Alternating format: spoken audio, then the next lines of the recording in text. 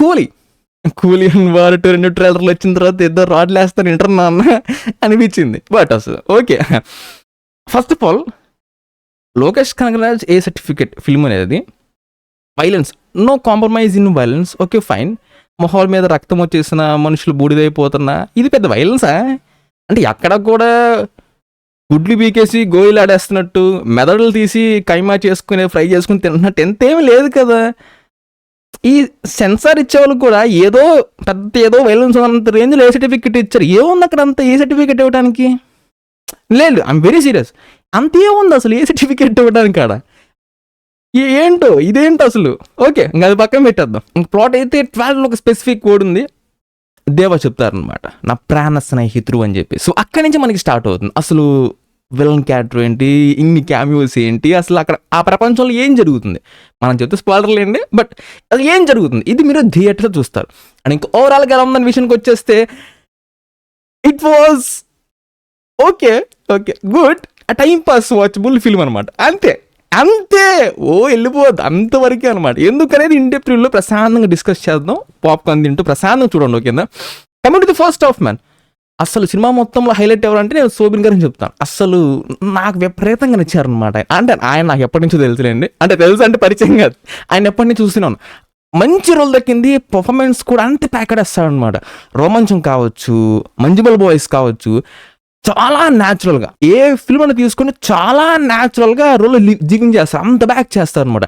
So ఇలాగ మనకి beginning అనేది విలన్ సైడ్ని స్టార్ట్ చేస్తారు, థింగ్స్ అనేవి మెల్లమెల్లగా సెటప్ చేసుకుంటూ వెళ్తూ ఉంటారు అనమాట. నాగార్జున గారి ఇంట్రొడక్షన్, రజనీకాంత్ గారి ఇంట్రొడక్షన్. బట్ అన్ఫార్చునేట్లీ మీకు ఎక్కడ కూడా ఆ హై మూమెంట్ మీకు ఎక్కడ తగలదు. అంటే వెళ్ళే ప్రొసీడింగ్స్ అనేవి ఫ్లాట్గా వెళ్తూ ఉంటాయి అనమాట. నాగార్జున గారి ఇంట్రొడక్షన్ అసలు విలనిజం పీక్స్లో ఉండిద్ది, ప్రతి ఒక్కరు అది ఎక్స్పెక్ట్ చేస్తారు. బట్ ఆయన పర్ఫార్మెన్స్ అనేది ఏదో సటిల్డ్గా చేస్తున్నారు, ఇదేంటి ఫుల్ ఆన్ మోడ్లోకి వెళ్ళిపోవట్లేదు అనే ఫీలింగ్ మీకు తరచూ తగులుతూనే ఉంటుంది. ఒక ఎంటీ స్పేస్ అనేది తరచూ మీకు తగులుతూ ఉంటుంది అనమాట. దానికి తోడు అసలు సాంగ్ ఎందుకు, మోనికా సాంగ్ అసలు ప్లేస్మెంట్ అసలు అసలు అక్కర్లేదు. ఇలాగ మీకు ప్రొసీడింగ్స్ అనేవి ఒక ఫ్లోలో వెళ్లకుండా అతికి చెప్పేటట్టు ఉంటుంది అనమాట. దాంతోపాటు అండర్లేయర్గా మళ్ళీ కాదు కాదు ఏదో దాస్తున్నారు ఇక్కడ, ఏదో సస్పెన్స్ ఉంది, అలా ఆ ఒక్క సస్పెన్స్ని మాత్రం మంచిగా హోల్డ్, నిజంగా సస్పెన్స్ ఉంది, ఆ ఒక్క సస్పెన్స్ని మాత్రం చాలా మంచిగానే హోల్డ్ చేసి తీసుకెళ్తూ ఉంటారనమాట. బట్ ప్రొసీడింగ్స్ వైజ్గా నో నో నో ఏదో ఎంటీ ఫీలింగ్ ఉంది. ఆ హై డ్రామా అనేది ఆ హై మనకి ఎక్కడ తగలట్లేదు. అండ్ రజనీకాంత్ గారిది కావచ్చు, స్క్రీన్ ప్రెజెన్స్ మంచిగా ఎంజాయ్ చేస్తాం, అండ్ ఫైట్ బ్లాక్ అనేది ఓకే ఓకేలా ఉండిద్ది. బట్ తర్వాత నాగార్జున గారు, రజనీకాంత్ గారు ఫేస్ అప్ వచ్చినప్పుడు కూడా ఏంటో అసలు విపరీతమైన గూస్ బంప్స్ కూడా అట్లాగా అనిపించదు. ఓకే రైట్ కలిశారు, రైట్ పర్ఫెక్ట్, ఓకే అట్లా అనిపిస్తుండేది అనమాట. సో ఇలా ఈ ఫస్ట్ హాఫ్ అనేది విపరీతంగా ఇలా ఒక మిక్స్డ్ బ్యాగ్ ఆఫ్ ఎమోషన్స్తో ఓకే రైట్ వీళ్ళందరూ మంచిగా సెటప్ చేసుకుంటారేమో, సెకండ్ హాఫ్లో పెద్ద బాంబు పెలుస్తారేమో అని చెప్పేసి ఇలా ఎదురు చూస్తూ ఉంటాం. లిటరల్లీ మీకు ఒక ఇట్లా ఒక మిక్స్డ్ ఫీలింగ్స్ అనేవి ఉంటాయి అనమాట, మిక్స్డ్ కైండ్ ఆఫ్ ఎమోషన్స్ అంతా. Coming to the second half, ఈ సెకండ్ హాఫ్లో మాత్రం బాంబు అనేది విపరీతంగా పేలేదు, కానీ ఏమంటా ఇలాగ పేలింది అనుకోవచ్చు. మంచి మంచి ట్విస్ట్లు అయితే అక్కడక్కడ తగులుతూ ఉంటాయి అనమాట. అవి మంచిగా హోల్డ్ చేస్తారు, మంచిగా రివీల్ చేశారని చెప్పొచ్చు. అండ్ ఇంకా లేటర్ మనకి రిమైనింగ్ క్యామియోస్ కూడా రివీల్ చేసినప్పుడు ఉపేంద్ర గారిది okay okay okay okay it's good, okay okay. But ఇంక తర్వాత ఆమిర్ ఖాన్ గారిది కానీ ఆ క్లైమాక్స్ పోర్షన్ కానీ ఏంటో నాకు ఓరి బాబోయ్ అమ్మో, అసలు క్లైమాక్స్ ఏంటో వాళ్ళిద్దరి మధ్యన ఫైట్ ఇంత ఆ రేంజ్లో ఏం లేదు. Okay it's climax fight, okay okay okay అంతే అట్లా ఉందన్నమాట.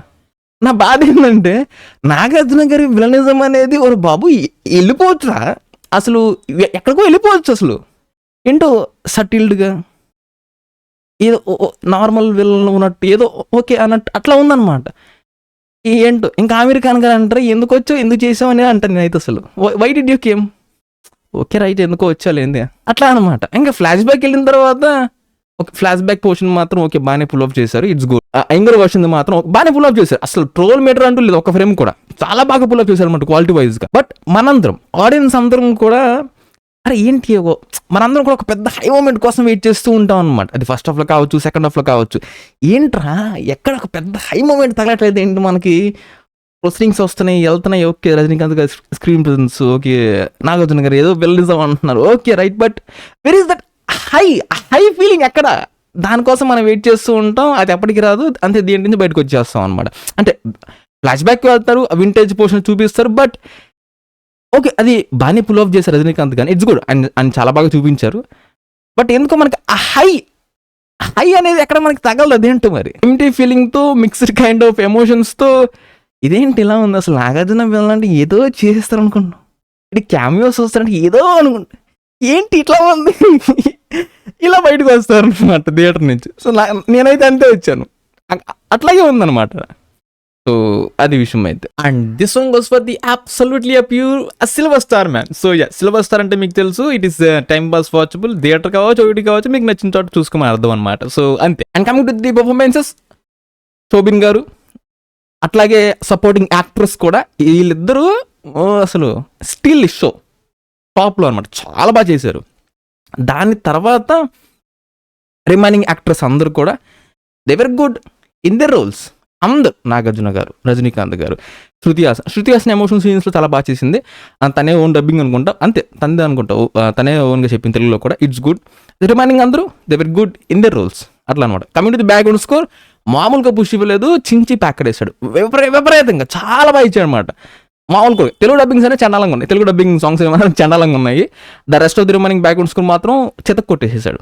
ప్రొడక్షన్ క్వాలిటీ, సీజీ వర్క్ చాలా బాగుంది, చాలా అంటే చాలా బాగుంది.